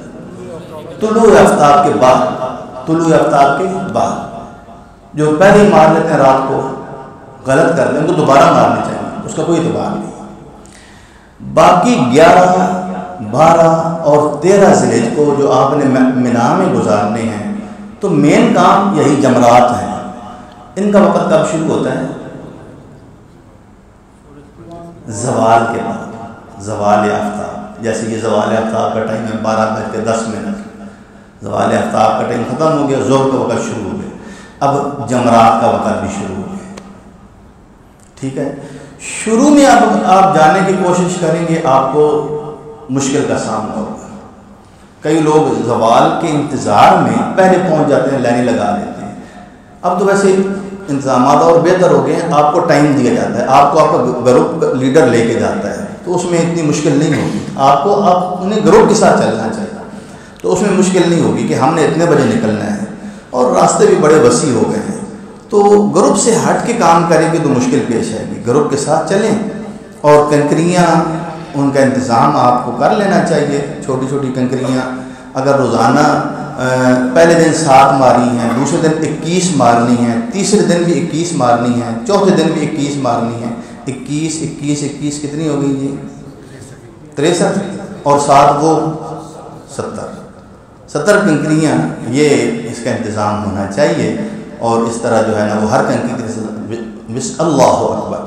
لیکن اس میں ایک اضافی کام دیکھیں، یہاں بھی ایک وقوف ہے۔ میں نے وقوف بتایا تھا، پہلا کون سا بتایا تھا؟ صفا مروہ پہ، پھر کون سا بتایا تھا؟ عرفات کا وقوف، پھر کون سا بتایا تھا؟ مزدلفہ کا وقوف۔ یہاں بھی 2 وقوف ہیں۔ نبی علیہ الصلوۃ والسلام نے جب 11 ذی الحجہ کو پہلی کنکری پہلے جمرے کو ماری نا، اللہ اکبر پڑھ کے 1 کنکری، پھر 2، پھر 3 مار کے تھوڑا سا ایسے سائڈ پہ ہوئے، اگلا جمرہ وہاں نہیں پہنچے، سینٹر میں سائڈ پہ ہو کے قبلے کی طرف منہ کر کے آپ نے دعا کی۔ سمجھ آ گئی؟ پھر وہاں سے آپ گئے آگے، اور آپ کو بتا دوں کہ وہاں آپ کو زیادہ دیر رکنے نہیں دیں گے۔ آپ سمجھے میں 5-10 منٹ رک پاؤں گا؟ نہیں، اگلے کہیں گے یا اللہ جی، ان کو پتہ ہے کیا ہوگی یہ دوسرے دن شیطان کو کی بات۔ ترتیب کا مطلب، ترتیب یہ ہے کہ دیکھیں، نہیں چھوٹے بڑے کو یہ کہہ رہے میں بتاتا ہوں ایک اور بات یہ ہو گیا جی، ہم نے یہاں سے آنا، یہ مینا ہے، ادھر مکہ ہے، ادھر مکہ ہے، یہ اللہ کو بھلا کرے جمرہ ہے۔ اب نبی صلی اللہ علیہ وسلم آپ جس طرف سے بھی کھڑے ہوں، یہ جمرہ ہے نا، آپ ادھر کھڑے ہو جائیں، ادھر کھڑے ہو جائیں، ادھر کھڑے ہو جائیں، بالکل کوئی حرج نہیں۔ مسنون اور بہترین کیا ہے کہ آپ ایسے کھڑے ہوں کہ بیت اللہ ادھر ہے نا، تو یہ آپ کے بائیں طرف ہے، بیت اللہ بائیں طرف ہو، یہ جمرہ ہے۔ ادھر سے بنا سے میں آیا، ٹھیک ہے، بیت اللہ ادھر ہے، میں ادھر کھڑا ہو جاؤں اور ایسے آرام سے ماروں، اللہ اکبر اللہ اکبر، ایسے اٹھاؤں مارتا ہے ساتھ میں۔ یہ بہترین ترتیب ہے کہ قبلہ اس طرف ہو۔ لیکن اگر میں یہاں بھی کھڑے ہو کے مار لوں کوئی حرج نہیں، ادھر کھڑے ہو کے مار لوں کوئی حرج نہیں، ٹھیک ہو گیا جی۔ اور اس طرح یہ مار کے وہاں کھڑے ہو کے دعا کریں، سنت کو پورا کریں۔ یہ بھی ذہن میں رکھیں، یہاں زیادہ کھڑا نہیں ہونے دیا جائے گا، تو بندہ کچھ دعائیں ذہن میں بٹھا لیتا ہے ترتیب کے ساتھ، یہاں یہ مانگ لوں، یہاں یہ مانگ لوں، پھر اگلے پہ جائیں، یہ ہے، اس میں بھی ایسی کھڑی اور کر کے تھوڑا سا سائڈ پہ ہو جائیں اور دعا کریں بیت اللہ کی طرف کر کے، پھر اس پہ آ جائیں، ایسے ہی مانیں، یہاں نہیں رکنی، واپس آپ آ جائیں، اور اس پہ نہیں کریں، ان 2 پہ کریں، ٹھیک ہو گیا جی۔ یہ 3 دن افضل ہے۔ اگر 11 اور 12 کو آپ مار کے غروب آفتاب سے پہلے مینا سے نکل جاتے ہیں، آپ کا حج پورا ہو گیا ہے۔ 11 اور 12 کو نبی علیہ السلام نے 13ویں کو مار کے آپ نے مینا چھوڑا ہے، 13ویں ذی الحجہ کو مار کے۔ ویسے بھی وہاں بھی تو ہم آرام سے رہ رہے ہیں، تو اللہ کے نبی کے پورے طریقے کو کر لے تو انشاءاللہ اور افضل ہوگا۔ لیکن اللہ کہتے ہیں کہ کوئی حرج نہیں، دو دنوں میں مار کے چلے جاؤ کوئی حرج نہیں، لیکن اس کے لیے ضروری کیا ہے؟ غروب آفتاب سے پہلے مینا سے نکل جاؤ، اور مینا وہاں ختم ہو جاتا ہے، یہ ہے نا آخری جمرہ، یہاں مینا ختم ہو جاتا ہے، مکہ شروع ہو گئی، ٹھیک ہو گیا جی۔ شروع زوال سے ہوتی ہے، ختم کا ٹائم کیا ہے؟ ختم کا ٹائم غروب آفتاب تک تو ہے، لیکن اس میں وسعت ہے، یعنی رات گئے تک بھی آپ مار سکتے ہیں۔ اس کا وقت، بہترین وقت پتہ ہے کون سا ہے؟ عصر کے بعد، عصر کی نماز پڑھ کے آپ نکل جائیں تو مغرب کی نماز آپ واپس کیم میں پڑھ لیں گے، بہترین وقت، سکون والا۔ زور کے بعد بھی 2 گھنٹے اگر آپ گزار کے چلے جائیں تو بھی انشاءاللہ بہترین، کوئی اتنا رش نہیں، کسی وقت بھی آپ کو رش نہیں ملے گا، سکون سے مار لیں۔ یہ واجب کام تھے، اگر کنکریاں رہ جائیں اور آپ چلے گئے ہیں تو آپ کو پھر دم دینا پڑے گا۔ رات مینا میں آپ نے نہیں پوری گزاری، کوئی رات آپ نے بغیر عذر کے چھوڑ دیا تو آپ کو دم دینا پڑے گا۔ اس کے بعد پھر کون سا عمل رہ جاتا ہے؟ آخری عمل، طواف وداع۔ ہم جب سال کے دوران عمرہ کرنے جاتے ہیں، جب ہم عمرہ کر کے بیت اللہ مکہ چھوڑ رہے ہوتے ہیں، کیا طواف وداع عمرہ کرنے والے کے لیے ہے؟ نہیں ہے۔ عمرہ کرنے والے کے لیے طواف وداع واجب نہیں ہے، ٹھیک ہے، حاجی کے لیے طواف وداع واجب ہے۔ اگر ایک حاجی نے طواف وداع کے بغیر مکہ چھوڑ کے چلا گیا، یا تو واپس آ کر لے، نہیں کر سکا، اس کے ذمہ دم ہے۔ ایک عورت وہ طواف زیارت کر چکی ہے، جب اس کی روانگی کے دن ہیں، اس کی مجبوری ایام مخصوص ہیں، اس کا کیا حکم ہے؟ اس کے ایام مخصوص ہیں، وہ بیت اللہ نہیں جا سکتی، تو طواف وداع کا کیا بنے گا؟ معاف ہو جائے گا، ساقط ہو جائے گا، کوئی دم نہیں، کوئی کچھ نہیں. سمجھ آ گیا؟ یہ تو تھے حج کے حوالے سے 8، 9، 10، 11، 12 اور 13 یہ اعمال. اس میں قرآن نے ایک مخصوص بات کہی ہے. اللہ کے نبی کی بھی حدیث ہے، 2 حدیثیں، ایک قرآن کی آیت اور ایک حدیث. وَاذْكُرُوا اللَّهَ فِي أَيَّامٍ مَّعْدُودَاتٍ، اللہ کو ایام معدودات، ان گنے ہوئے دنوں میں اللہ کو کثرت سے یاد کرو. آپ کو پتہ ہے جاہلیت میں بھی لوگ مینا میں ٹھہرتے تھے، پر یہاں میلے لگتے تھے، میلے پہلے سے تیاریاں عروج پکڑ لیتی تھی. یہ ہمارے قبیلے کا ایریا ہے، یہاں ہم ہوں گے، ہمارا سردار ہوگا، ہمارا مقرر تقریر کرے گا، اور ہمارے شاعر جو ہے وہ اپنا کلام پیش کریں گے. یہ ان کی مصروفیات تھیں. کنکریاں بھی مارتے تھے، کینکریاں بھی مارتے تھے. کرتے کیا تھے؟ شو. ٹھیک ہو گیا؟ قرآن نے کیا کہا ہے کہ اللہ کو یاد کرو. فَاذْكُرُوا اللَّهَ كَذِكْرِكُمْ آبَاءَكُمْ أَوْ أَشَدَّ ذِكْرًا. اللہ کو یوں یاد کرو جیسے باپ دادوں کو یاد کرتے تھے، بلکہ اس سے بڑھ کر اللہ کو یاد کرو. اب کیا ہمارا کوئی جواز بنتا ہے وہ ہم سیاست کے اوپر تبصرہ کریں؟ کوئی بھائی بتائے، کسی سیاستدان کے اوپر، کسی عالم کے اوپر، کسی کی ذات پہ تبصرہ بنتا ہے؟ وہاں تو صرف اپنی ذات کی فکر ہونی چاہیے، یا دوسروں کی یہ فکر ہونی چاہیے کہ اللہ اس امت پہ رحم فرما. مظلوموں کے لیے دعا کریں، امت کے لیے دعا کریں، اپنے ملک کے لیے دعا کریں. اللہ نے آپ کو بلایا ہے، آپ کی برکت سے اللہ سب کے لیے خیر کے دروازے کھول دے، شر کے دروازے بند کر دے. اللہ تعالیٰ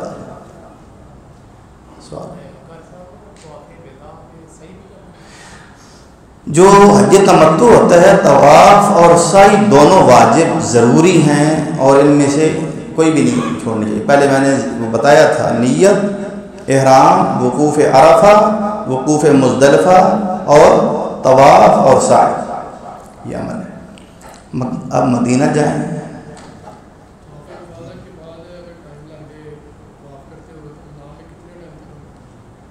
مینا میں آپ کی کوشش یہ ہونی چاہیے کہ رات چاہے 1 گھنٹہ آپ پہنچ گئے، رات کا کچھ حصہ آپ وہاں پا لیں. پوری رات گزر گئی تو پھر آپ کا مسئلہ بن جائے گا. طواف وداع میں دیر ہو گئی ہے، کوئی حرج نہیں ہے، آپ رات کے کسی حصے میں لازماً مینا میں پہنچ جائیں. اور کوئی بات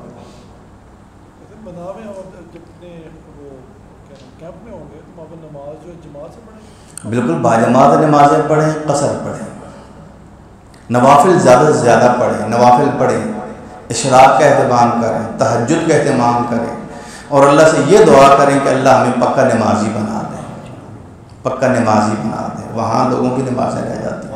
کے بعد نہیں جا سکتے حرم میں، لیٹ ہو جاتی ہے باقی فلائٹ. دیکھیں جی، فلائٹ جو لیٹ ہونے کا معاملہ ہے نا، اگر پہلے سے پتہ چل گیا کہ کل ہے اور آج گویا ہم مکہ ہی میں ہیں، پہلی اطلاع کے مطابق آپ طواف وداع کر چکے ہیں لیکن مکہ میں ہیں، دوبارہ پھر طواف وداع کرنا پڑے گا.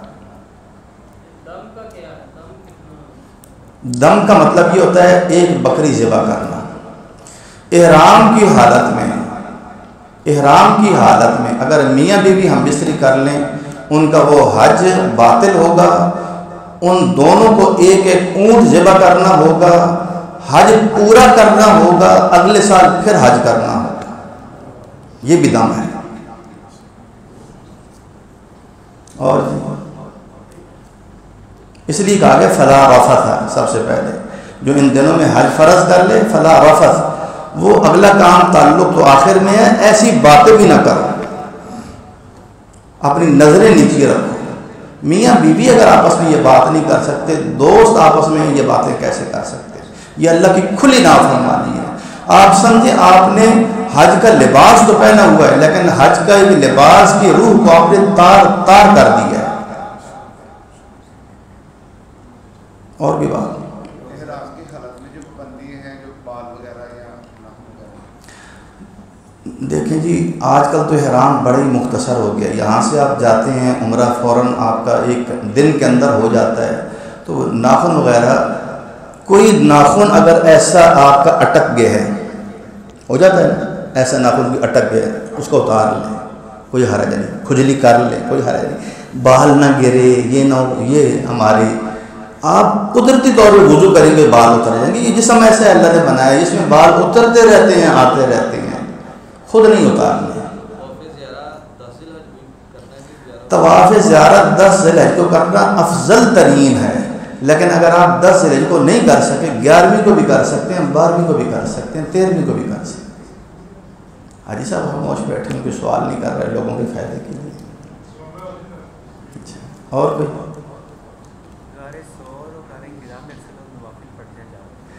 یہ مکہ مکرمہ میں زیارتیں کون سی ہیں کہ جو ثواب کے طور پہ مکہ مکرمہ کی زیارت اللہ کا گھر ہی ہے.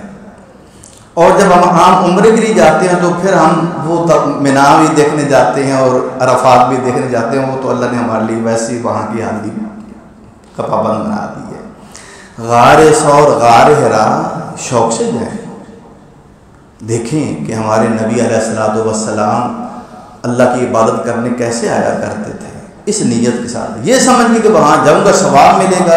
اگر یہ ثواب کا کام ہوتا تو صحابہ حجۃ الوداع کے موقع پہ نا غار ثور کو گھیر لیتے, غار حرا کو گھیر لیتے. لیکن آپ کو کہیں بھی تاریخ میں کوئی واقعہ نہیں ملے گا کہ اللہ کے نبی دوبارہ گئے ہوں صحابہ کو آؤ میں آپ کو دکھاؤں کہ کہاں مجھے وہی نازل ہوئی تھی. کیا ایسا کوئی واقعہ آپ نے پڑھا سنا؟ ضرور جائیں, لیکن وہاں جا کے نفل پڑھیں, یہ آپ بدعت کا کام کریں. غار ثور میں جا کے نفل شروع کر دیں, یہ ہماری عقیدت کی انتہا ہے. اور میں نے کیا کہا, اللہ کے نبی نے کیا فرمایا, دین میں غلو نہ کرو. تم سے پہلے لوگوں کو غلو نے ہی برباد کیا ہے, اور ہم غلو کی بیماری میں شکار ہیں. افراط اور تفرید بھی ہمارے اندر ہے. افراط کا معنی ہوتا ہے حد سے بڑھ جانا, تفرید کا معنی جو جتنا ہے اس کو بھی کم کر دینا. اعتدال بہترین راستہ ہے, حق دونوں کے درمیان ہے. احرام کی حالت میں ہم مرد داڑھی میں کنگھی کر سکتے نکنگی نہیں کرنی چاہیے, عورتیں نہیں. عورتوں کا ایک مسئلہ ہے, ان کا سوال ہے کہ دوران وضو ابائی کے اوپر ہی مسح ہوگا؟ نہیں, سر کا مسح ضروری ہے, سر کا مسح. ٹھیک ہو گیا. دوسرا آپ کو ایک مشورہ ہے, وہاں اکثر دیکھا گیا پینے کے لیے تو آپ کے پاس پانی ہوتا ہی ہے, ایک وہ جو شاور کی بوتل ہوتی ہے نا, شاور والی, بعض اوقات طواف کرتے ہوئے آپ کا وضو ٹوٹ گیا, صرف وضو اور کوئی مسئلہ نہیں ہے. اب آپ کو کتنے دور جانا پڑے گا, وہاں آپ سائڈ پہ ہو کے نا آپ کے پاس وہ شاور ہو, اور اتنے ڈرم تو ہوتے ہیں نا جن میں وہ ڈسٹ بن جن میں وہاں کھڑے ہوں, کسی ساتھی کو کہیں وہ آپ کو شاور مارتا جائے گا, تھوڑے سے پانی سے آپ کا وضو ہو جائے گا. تو پھر آسانی کے ساتھ خواتین کے لیے بھی یہ مشورہ ہے کہ وہ اس کو اپنے پاس رکھیں بہترین سے. حتیٰ کہ آپ مسجد نمرہ میں بیٹھے ہوئے ہیں, وہاں صرف یہ ہے کہ آپ کا وضو ٹوٹ گیا, نیچے تولیہ رکھیں اور وضو کر لیں. بالکل اللہ کے نبی نے فرمایا میں یہاں ٹھہرا ہوں, عرفہ سارے کا سارا موقف ہے, جو پہلی میں نے بتایا. اس پہ چڑھنا کوئی کمال نہیں ہے, کوئی افضلیت والی بات نہیں ہے. اور جی مدینہ شریف کیا جی اب وہی کہہ رہا ہوں نا. اب مدینہ شریف, مدینہ منورہ کا سفر بہت مقدس سفر ہے, یہ بھی خوش نصیب لوگوں کو حاصل ہوتا ہے. مدینہ منورہ جانے کے لیے ایک نیت ہوتی ہے. اللہ کے نبی نے فرمایا لا تشد الرحال الا الى 3 مساجد, مسجد الحرام و مسجد هذا والمسجد الاقصى. اللہ کے نبی کا فرمان ہے کہ ثواب کی غرض سے کہ میں وہاں جاؤں گا تو زیادہ اجر و ثواب ہے, تو اس نیت سے سفر کرنا, تیاری کر کے جانا, سواریاں لے کے جانا, فرمایا یہ جائز نہیں ہے مگر صرف روئے زمین کے 3 مسجدوں کے لیے, ایک بیت اللہ کے لیے, ایک میری اس مسجد کے لیے, اور ایک مسجد اقصیٰ کے لیے. اللہ اس کو آزادی نصیب فرمائے, وہاں کے رہنے والوں کی اللہ مدد فرمائے, اور ہمیں اس کی بھی زیارت نصیب فرمائے. تو مسجد نبوی کی زیارت یہ ہمارے ذہن میں ہوتا ہے. وہاں مسجد نبوی کی حاضری بیت اللہ کے بعد سب سے بڑی میری اور آپ کی سعادت مندی ہے. 1000 نماز کا ثواب ہے وہاں جا کے آپ کو کیا کرنا چاہیے؟ وہی عبادت کثرت سے کرنی چاہیے، اور میں سمجھتا ہوں درود کا تحفہ اللہ کے نبی میں پیش کرنا چاہیے.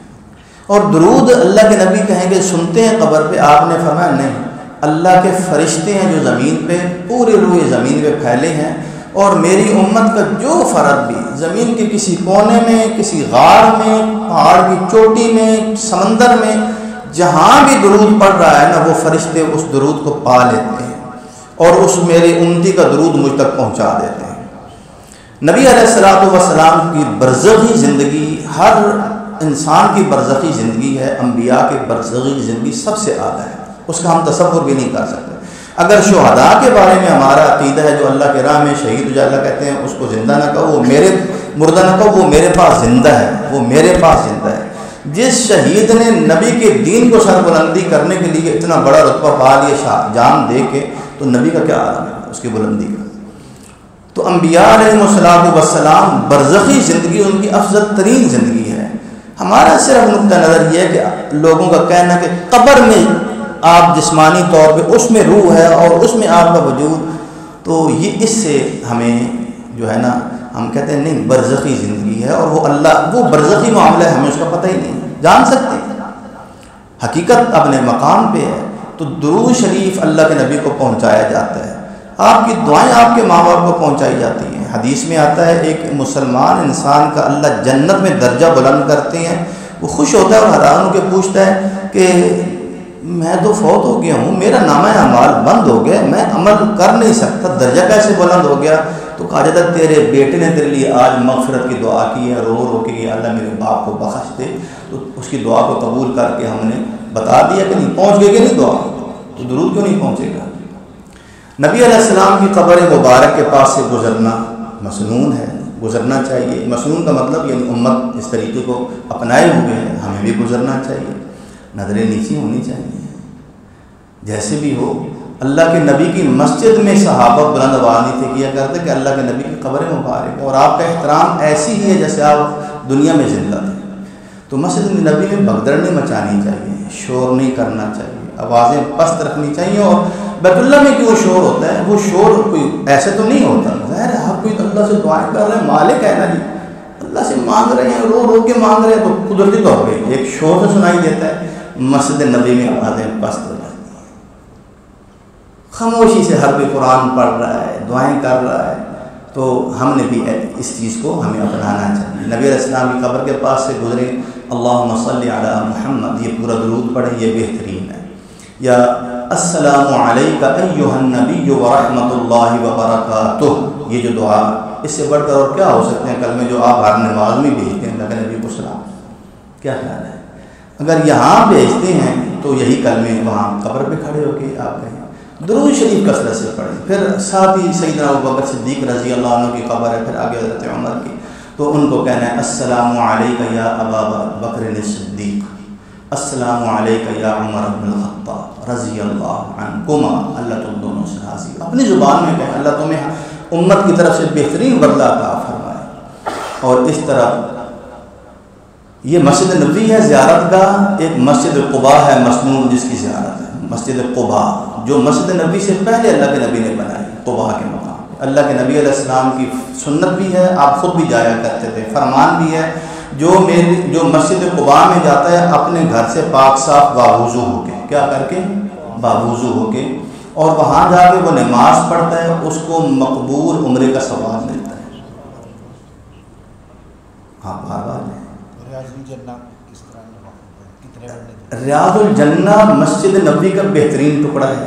اللہ کے نبی نے فرمایا میرے اس گھر سے وہ جو دیوار ہمیں نظر آ رہی ہے، میرے اس ممبر تک وہ بھی آپ کو نظر آ رہا ہے، فرمایا یہ جنت کے ٹکڑوں میں سے ایک ٹکڑا ہے. تو جنت میں تو پھر بندے کو چرنا چگنا چاہیے. اللہ کے نبی فرمایا جب جنت کے باغوں میں سے گزرو تو کچھ کھا لیا کرو. صحابہ نے پوچھا اللہ کے نبی جنت کے باغوں سے کھانے کا کیا مطلب ہے؟ فرمایا اللہ کا ذکر کرو، سبحان اللہ والحمدللہ ولا الہ الا اللہ واللہ اکبر. 2 رکعتیں پڑھیں، درود پڑھیں، دعا کریں، اور آپ کو شرط اٹھا دیں گے. اور جی کوئی سوال؟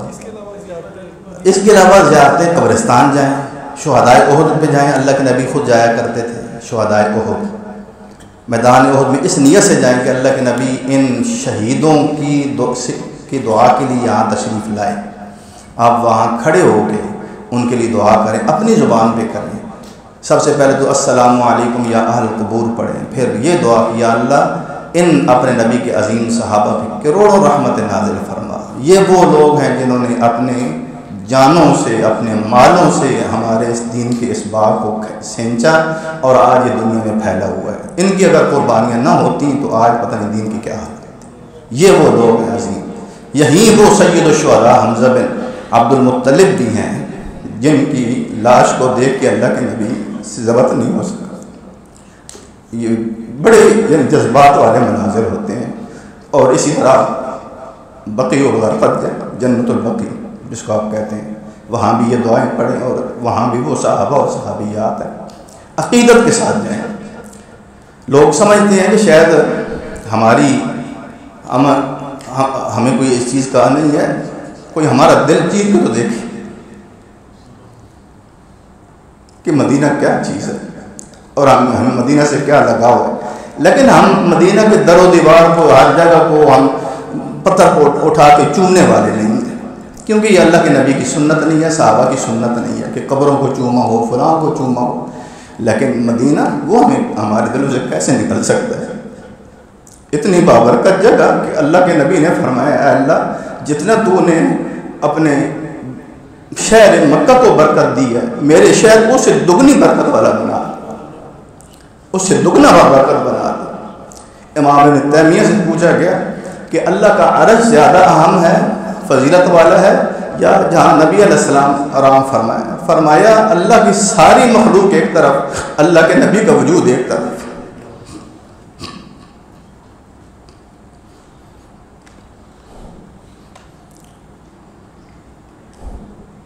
تو بہرحال یہ مسجد نبوی، مسجد قباء، باقی جائیں اور انہوں نے جو خندق جہاں کھودی گئی تھی تو اس جگہ کو دوبارہ، پہلے تھی ہم نے دیکھی تھی سن 91 میں، وہاں اس وقت خندق کے آثار بھی موجود تھے، لیکن بعد میں پھر مٹ گئے، تو اب انہوں نے وہ مسجدیں چھوٹی چھوٹی بنائی ہوئی ہیں، وہ صرف ایک ہماری دیکھنے کی جگہ ہیں، ہم کہیں یہاں کھڑے ہو کے نماز پڑھیں، یہاں سے نکل کے وہاں نماز پڑھیں، وہاں سے نکل کے وہاں نماز پڑھیں، یہ کوئی سنت سے ثابت نہیں ہے۔ اور کوئی بات؟ حج بدل کے حوالے سے یہ ہے کہ حج بدل کس کی طرف سے ہو سکتا ہے؟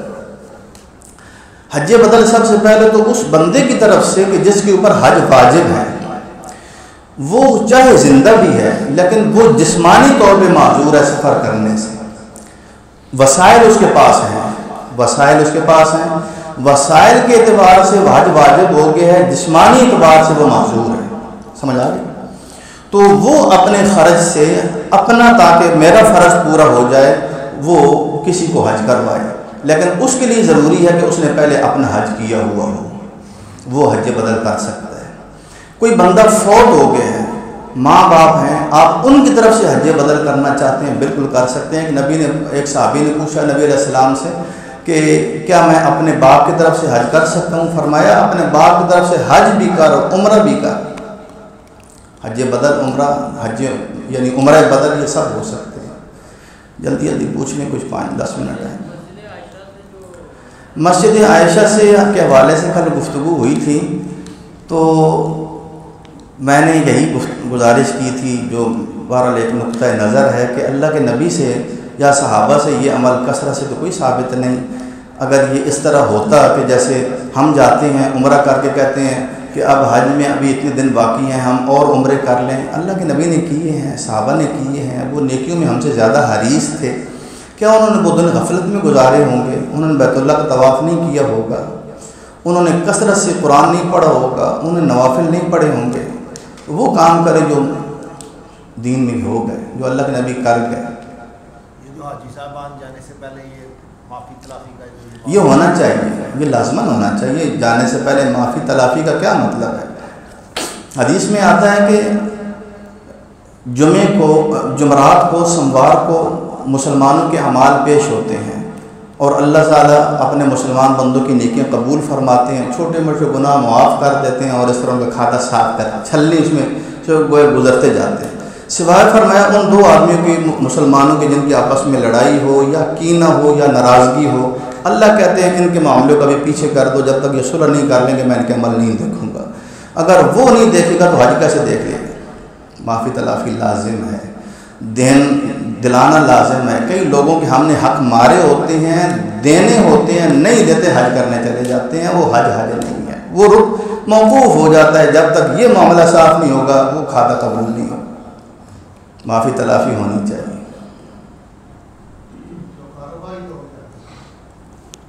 ایک دو چیزیں ہیں، ایک ایئرپورٹ کا وہ سم جو ہے نا وہ ان سے لگواتے ہیں انگوٹھے، سم کسی نے ایئرپورٹ سے نہیں لینی۔ ایئرپورٹ سے سم کا بہت ہمیں بھی بڑا خوفناک تجربہ ہوا ہے۔ دھوکہ کرتے ہیں آپ نے وہاں جو اصل دفتر ہیں، آفس ہیں مکہ میں یا مدینہ میں جائیں گے، وہاں جا کے آپ نے جو ہے نا وہ سم لینی ہے۔ ایئرپورٹ میں کوئی بھی اللہ کے لیے سم نہ لیجیے گا، دو نمبری ہوگی، سب دو نمبری ہوگی۔ ہاں جی۔ دوسرے نمبر پہ آپ نے کوئی چیز پرچیز نہیں کرنی، چلتے پھرتے آدمی سے ڈمی چیزیں بیچتے ہیں،